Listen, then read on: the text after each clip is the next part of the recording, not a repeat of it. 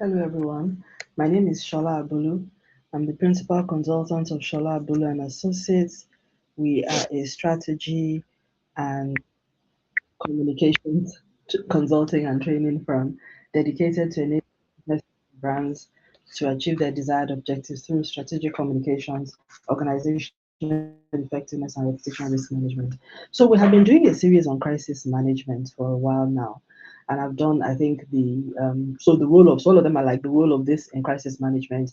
So the role of media relations, I've done the role of internal communication, sorry, and I've also done why traditional PR will fail when your reputation is on the line. Now, what we're trying to do through this series is to show that crisis management is a very diverse practice, and that it brings all the elements of the spectrum of PR and communications all comes in one in crisis management, and you need diverse skills. So this is important for communications professionals because this is why crisis management is challenging, and it's important for you to why we've done this series to show the different things that what I've observed in all my years of practice is that people tend to fall into their comfort zone when they are faced with a crisis and don't fall into that. That's the whole essence of why I'm showing all of this. Because I've noticed that if you're a media person, you tend to believe that you can resolve the entire thing just by press releases. You're likely to take that approach. You may think about social media if it's a social media thing, but you always you just take that media thing. You're likely to ignore internal comms and other elements. Stakeholder management, of course, you think about that, but you may not think about other things as well. And you may also not like really use a lot of social media or sentiment analysis to see what's going on. So long as the media headlines are clear, you think everything is okay. You may not really pay that much attention to social media. But when you're running an organization that is multifaceted, that is generating a lot of interest publicly, there are many things that you must do, and there are many angles at which you look at. So I have looked at the practice areas, media relations, and things like that. And I want to look at values and ethics. And I could have called this values and ethics in crisis communications, but I felt crisis management because that's the leadership responsibility of which communications is a part of this. And why we're doing this series is so that people can understand, like, this is my own personal reflection. When I see organizations struggle with crisis communications and crisis management, it's easy for me to tell there's certain things that stand out for me, and that's what I'm going to be sharing. I mean, when you look at people who struggle to manage crisis, most of the time, from my observation, it boils down to values and ethics. It's so much easier when you're an organization that you have an ethical framework within which you operate. And I'll talk about this. And we see this a lot even play out public sector political setting, where to a very large extent, I'm sorry, ethics has very little space in those spaces. And we see that's why their crisis communications is very scattered. People always wonder, particularly in Nigeria, that is it that they don't have people that are competent? But I'm saying as a comms professional, you will see it's important that you know this because it explains why if you're working for an organization that doesn't have a moral compass or an ethical compass, you will struggle in terms of crisis, and this is why. Anyway, let's go into it. And if you have a different view, please share it in the comments on whichever platform you're watching this on. So first of all, this is my observation, and everything that you see here is based on what I have observed, not just in crisis situations that I've been in, organizations I've worked for. What I've also observed from how organizations, institutions, businesses, private, public sector handle crisis over the years. I've observed this. I observed this both within Nigeria, Africa, and the rest of the world. Now, first of all, when you have values and ethics, and again, values are, how would I say, a framework for how you think about the world. You can talk about honesty, integrity, transparency, credibility, all of that. Some people values can actually be good or bad. So I'm only talking about the positive ones here. Some people can have some values, like for instance, if you believe that the end justifies the means, that's values, but then that's not ethical also, because then what it means is that you can do anything, you can harm people. So values, positive values are values that talk about minimizing harm to others, respect human rights, all those sort of things, quality of life, just being considerate, almost like love thy neighbor, or at least respect your neighbor. So respect all those things that are positive, that first, that protect yourself and others as well in the course of doing your work. Those are things that we would call positive values. So what I find is that when an organization, a business, whether, and this applies across board, whether you call yourself faith-based, whether you have your business, institutional, whatever, once you have a moral and ethical compass, the courage to do the right thing becomes very, very easy for you. because in crisis management, most of the time the situation is such that you have to take decisions that are not normal. You have to do things that is not, there is no textbook anywhere telling you that this is what you should do. But if you have values, personal values as a leader, and also values, the organization has values. In other words, it shall not be said of us that we will do this. We have to do the right thing, even though we're not responsible for this, because it happened in our operations. We need to do everything to keep everybody safe. So that gives you, and it's probably going to cost you a lot of money. It's like those airlines, the difference between the airlines that when there's a problem, they immediately put you into the hotel, and some that will don't mind leaving you out there with children out in the cold. You can sleep in the airport for 3 days. That's in fact, that's a perfect example.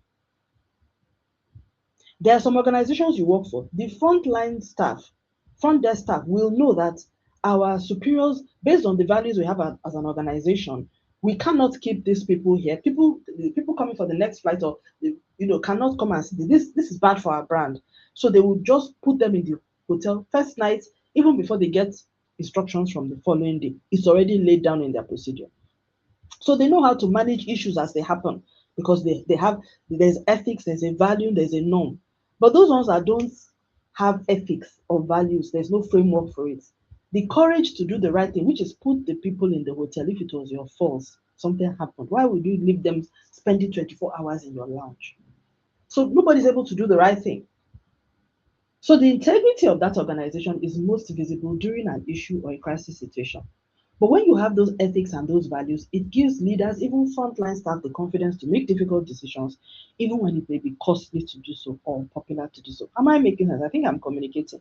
Thank God for that example. So, number two, better decision making is the same thing. When you have a strong ethical foundation, it makes it easier to identify what you should never do, even under pressure. For instance, lie.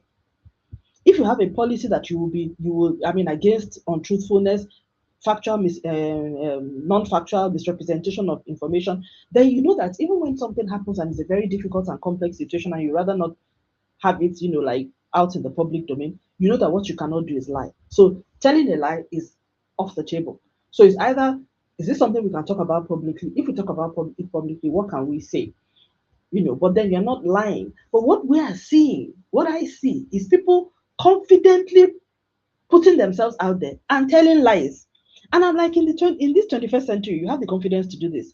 And I see we see this a lot going on in public sector. People who are in personal jams, trying to save their political career, they will say anything to get out of it. And I'm like, with this digital footprint world, this is so dangerous for you because if any information comes out in future, which it will most likely will, that shows us that you are culpable, and you had gone on video 3 years, 4 years before to tell us a story that we later find out to be a lie, you're going to be you will really, really, there will be no mercy for you. But then if you have an ethical foundation, you should know that as uncomfortable as this situation is, it's better for me to even be silent than for me to come out and tell a lie. Again, ethics helps keep some options off the table. Ethics also shows us the kind of person people are and the kind of institutions and organizations. It exposes in organizations. And that's why I personally always encourage communications professionals to get crisis management training upfront, because during the crisis, you will not learn. Anything you do not know, you will not learn it. Take it from me. It is afterwards when people are now giving you feedback, you yourself, you're now hindsight will be 140, how did they say that thing? It's hindsight that will deliver to, oh my goodness, I wish I had. In the moment, you will just be making the wrong decision. You see this right and wrong chart here, you will be making all of the wrong decisions. So it's very important to have ethics and values, because that then helps you take certain things off the table. Okay, so we're not going to lie. Then you now know what to do. And once you don't have that compass, most likely you will make the wrong decision. That's just it. Click that. So stronger crisis leadership. It's very, very important. Ethics and values help leaders to, make, not just to demonstrate strong crisis leadership. They are able to be guided by those clear values. They're able to inspire confidence, to reduce uncertainty, and keep teams aligned during the most turbulent moment. And that is very, very important. Values create decisive and credible leadership. And we see this all the time. Clip that. So this is, again, very linked to everything that I've been saying. In crisis leadership, in fact, crisis management, most of the time, it's the leadership that really determines where the crisis goes. And even crisis communicators, we can only follow the lead that, the leaders, we can only follow what the leaders agreed to do. I mean, we don't, communicators do not manage crisis all by ourselves. We advise leaders, and then the leaders make the decision, and then we go and implement the communications aspect of it.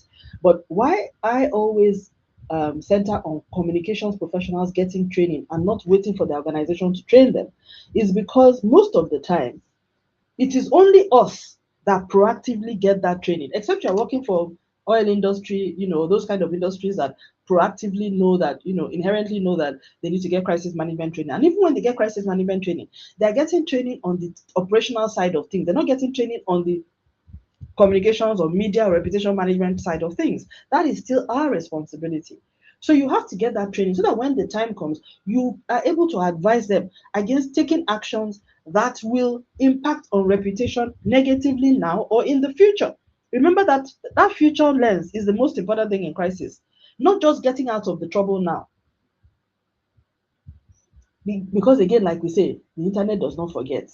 In those days when it was newspaper headlines, you could get away with, okay, yeah, just let the 24 news cycle pass. But no, the internet keeps the receipts for us. And these days, we have Google AI tools that will even help us to dig it out, whether we are looking for it or not. You can do background checks on anybody right now. Google will bring out any dates. Gemini will do it for you. So, however it is that you manage things, whatever conversations that people had at the end of the day, it will all come out. But it is the values that will help you to make the decisions that will be good for you and the organization now and in the future. So again, your post-crisis reputation. Again, people will remember not just the crisis, but how you responded and whether you responded in an ethical way.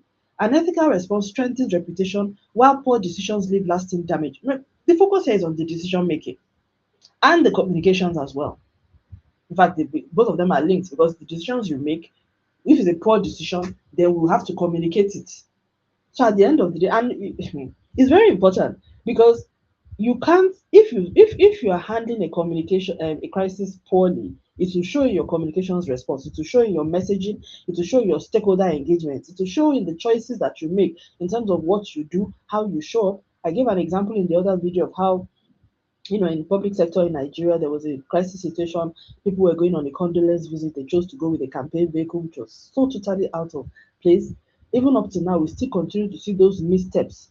We just continue to see it. And in both of the situations that I am referring to in the public sector context in Nigeria, the legacy is not a good one. There's none of them have been well handled from our perspective. There's one that is still ongoing. In fact, there are two that are still ongoing. Public sector national level in Nigeria, both for an individual and also, in fact, two individuals, but then affecting the government as a whole in terms of reputation. They're not being well managed. And what we are remembering is first of all, in one case, the lack of care, the duty of care, the complete subterfuge. In fact, everything is wrong. Everything is wrong. Even though there is a great attempt to, it's just being managed so poorly. And for these individuals, this is going to be their legacy. If they're able to keep away from having any more crisis, I don't even see this going away for them ever. And it's all about how they are managing it. And at the end of the day, my assessment of the situation is that it's about their values, the ethical values. The absence of ethical values has made it very difficult for them to know what needs to be done. For them, the best solution is to make it go away. How do you make it? This is not something you can sweep under the carpet, but in particularly one of the cases. But I do understand because sometimes when telling the truth is it's a very hard thing to do, then people are put into a particular situation. Again, like I said, it is these kind of things that show the kind of person that you are. And the sad thing about some of these individuals is that you are likely to keep on having, because you are not learning from the crisis that is happening to you, you will continue to have more. So, but I'll leave it there. But it's important that everybody just understands that. For me, again, and you may ask as a communications professional, how does this then change things for me? Well, it may not change things for you, but it's just for you to understand that, first of all, think very carefully about the companies that you work in, and the people that you work for. Because If they do not have a strong ethical and moral compass, and you are somebody that does, it will show up in the crisis, and you will be the one that will be tasked with the responsibility of implementing something that you yourself know in your heart is the wrong thing to do. So I would also counsel, if you find yourself in that situation, begin to look for a way as a comms person to begin to advocate for an ethical framework, values for the company. Again, this is even part of our, that whole thing when you talk about the mission, the values, begin to socialize those values. Make sure that there are concrete values in the organization and begin to socialize it ahead of when crisis comes so that it's easy for the organization. Because at the end of the day, we are all going to be marking your scripts. That's the thing. Crisis, you don't get to tell your story and do it the way you want. If it's a crisis that played out in the public place domain, we will get to determine the court of public opinion will determine how well you did. And for the particular those public sector ongoing cases that I've talked about in Nigeria, as of now is zero over 100. Their response does not fly. We do not believe them trust. In fact, if their trust quotient was at a particular level, they are below ground, as in below sea level. They are subsurface right now. That's where their trust quotient is. But the absence, for me, if I look at the two cases, and I'm not going to go into details, but the Nigerians who are in the comments will know the words I'm talking about.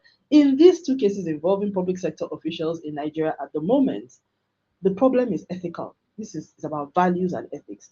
That's why they are struggling because they are struggling. The struggle will not be so much if their moral compass was right. That's my view. So in crisis, it's actually easier when you have a moral compass. That's the point I'm trying to make. When you don't, you will keep, because you have to keep conjuring stories. Anything but you can't afford to be transparent, you can't be authentic, you cannot be credible. So everything you do, you are likely to fail. You have to keep working harder. And you will be on that crisis treadmill for the rest of in fact for the rest of your natural life, depending on if you continue to stay in that public space. Yeah. So finally, reducing future liability. When organizations act responsibly and transparently, they're better positioned to withstand legal, regulatory, and reputational scrutiny, both now and in the future. Doing the right thing today reduces tomorrow's risk. That's just the truth. Clip that. That's just it. In fact, that's the long and short of everything that I've been saying. And the reason why I do a lot of these videos is because I do them as, how would I say, placeholders for the future. That's why I do them. I know this video, a lot of people may have different views, they may not agree with me, but I also know that I will have reason to reference this video in future when certain things happen. That's how sure I am. And that's why I am, as SA&A, we are we're very important. It's very important for us to do videos at a certain time. You may even find me doing another one with the same title in 2 years' time or in 6 months' time, because what I do, even though it's the same title, the content, the perspective will be different. For us, this video documents our thinking as at this time based on what we're seeing. Just like I talked a lot about AI, which if you look at any of our previous videos, I never mentioned AI because it wasn't a thing. But because the world of communications, the world of media is changing so fast, we have to keep at pace. So to say I did a video on this 2 years ago, if I'm doing it this year, it's going to be a different video. The content is going to be different, the perspective. So this is saying that based on what we see right now in the world, doing the right thing today reduces tomorrow's risks.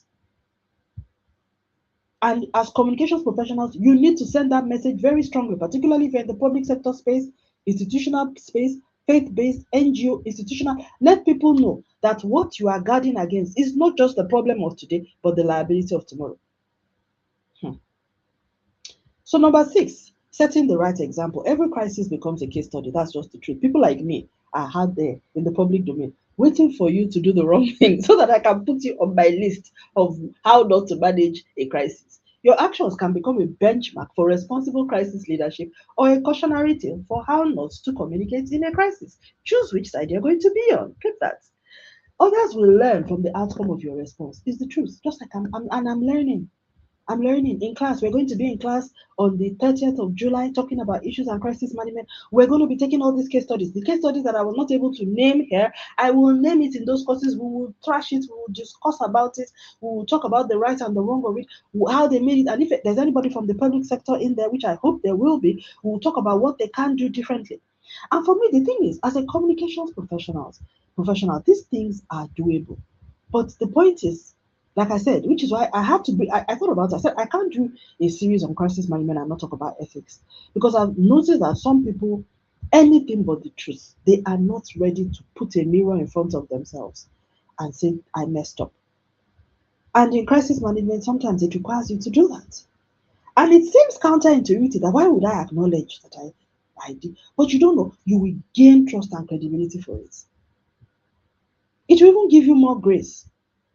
In fact, that highfalutin story, those lies and those convolutionary that you are spending so much effort in going to, is going to cause you much more pain in the long term. Again, I do understand that I at least for one of the cases that I've talked about, so for some of them, the situation is so bad. I can tell that the truth for them is not an option. Clearly that's the impression I get because we can see the effort to spew a narrative that doesn't make sense shows that as that's the impression it gives that as bad as this narrative sounds, as unbelievable as it sounds, it is actually better for them to sell or to try to sell an unbelievable narrative than to actually attempt to come forward with the truth. But for me, there's an in between in all of that. You don't have to go that route, is what I'm saying. Because when you deny too much, do you understand? As in you've gone too far. And I don't want to, I'm not going to advocate for how to get away with whatever. You know what I mean? But I'm saying that excessive denial is not the way to go. So they will become a case study, and we'll all be here to see how things will go over time. I mean, there are still live cases, so we'll see. But definitely, both of these cases, which I'm sorry, apologies those of you who are not in Nigeria, and if you get into the comments, some people may mention them, and I'm not saying that.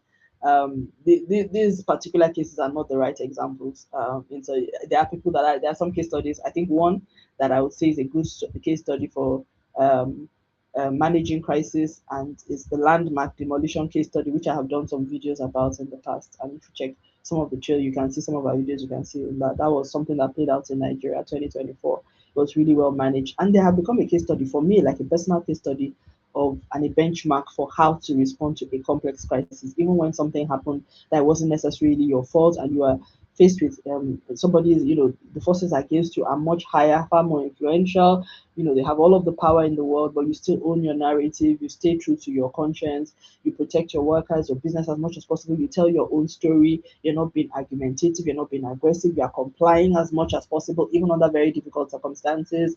But you're also able to pivot and look for an opportunity in the story and protect your reputation. Therefore, making sure that when the dust settles, you still have a business or future opportunities to even follow after, which is exactly what they did in that case. So these things are really doable. But again, for me, everything is about leadership and also about the kind of communications professionals that you have around you. Because if you have communications professionals who also think that the end justifies the means, then yeah, it is a marriage made in wherever. So building number 7, building trust and protecting reputation, which brings me back to the point of crisis management and crisis communications is to protect your reputation. I think a lot of people forget that. They think that it is just to get the problem out of the way. And that's what I see a lot of people doing. Crisis management is not getting the problem out of the way. That's just a part of it. Because after we have gotten the problem out of the way, your reputation is still there. If your reputation is damaged in the process, it's failure. Click that. Do you understand what I'm saying? So, as a communications professional, I should be concerned about building trust and protecting long-term reputation, immediate reputation, and long-term. So, whatever trust it is that one has earned before a crisis, it is always tested during one. Now, the actions that you take during that crisis will either strengthen the credibility of your long-earned reputation, or it will damage or destroy or obliterate it for all of eternity. Reputation is built on ethics and consistent values and the demonstration of it. In crisis, we will see that play out. So, to be honest, I'm really concerned about the approach that I've seen a lot of our public sector officials take in Nigeria about their reputation. They seem to have no care for their reputation, their personal reputation. That worries me Because at the end of the day, positions will end, leadership roles will come to an end, but that reputation will follow you, not only you, but those that will come after you. So that is what you should be protecting.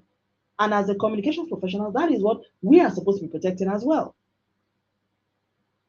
But it is, ethics and values is what makes people recognize this as well. Because if you are somebody that are ethical, you'll be very concerned about your reputation. Have you noticed that people who are ethical, they always want to do the right thing, number one, and they want it to be clear that they are doing the right thing. Their reputation is, in fact, those people, you don't have to preach to them about reputation because they already live their lives on a reputation sensitive path. There are things that they would have wanted to handle in a particular way, but because their reputation to them is more valuable than their business and their organization, they choose not to go out on a certain limb because they have already estimated the value of their own reputation, their personal reputation or their corporate reputation, their brand reputation as being higher than the sum total of the assets and the liabilities or whatever it is that that business or that organization or those brands have in store as value creating items. Those kind of people will understand what I'm saying here. And if you ever have to manage a crisis for that kind of person, you will enjoy it because the person gets it. But for those people who don't understand the importance of trust and reputation and think that power is everything, to be honest, I think they are a nightmare. Those are the worst people to have to support during a crisis. And perhaps that is what is playing out in the public sector in Nigeria at this point. So trust is earned long before a crisis and it is tested during one.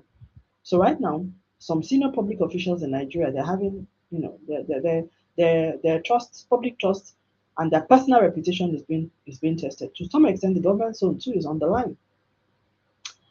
And anybody advising them at this point should be giving them that advice that it's the reputation that is at stake here. It's not just about the individuals, but I leave it at that. So your values are your greatest crisis management asset. Your policies, your plans, everything may matter, but when pressure is highest, it's the values that determine every decision that follows. In crisis, the expectation is that you lead with ethics, you protect trust, and you preserve reputation. And not at all costs, preserve reputation by doing the right thing and also demonstrating that you're doing the right thing. Because if you're doing the right thing and you're not telling it, you're not showing it, then nobody will know that you're doing the right thing. But to douse tension, it's important to show, not just do the right thing and then hide. No, show that you're doing the right thing. Tell, so that everybody knows, and then people can be calmed down, stakeholders can be happy, expectations can be met. And that's our role as communications professionals. We come in to do that tell and to do that show. But then, if you're not doing the right thing, what are you telling? What are you showing? So on that note, I'll leave it on that point. And I'm really keen to hear what your points are on this. I'm so glad that we did this video because, like I said, a lot of time we talk about crisis management, but for me, the force of it, crisis communications, crisis management issues, is on the willingness to do the right thing and to be seen to do the right thing at all times. So I hope you join us in class on the 30th of July because we're going to be talking about all of these things and we're going to be dealing with real life case studies and sharing the things that we can learn from them and preparing ahead of if and when we find ourselves in a situation where we have to advise, implement, or lead a crisis communications and response effort. Click that. Thank you very much for watching, and I look forward to seeing you on the next video. Thank you. Stay well.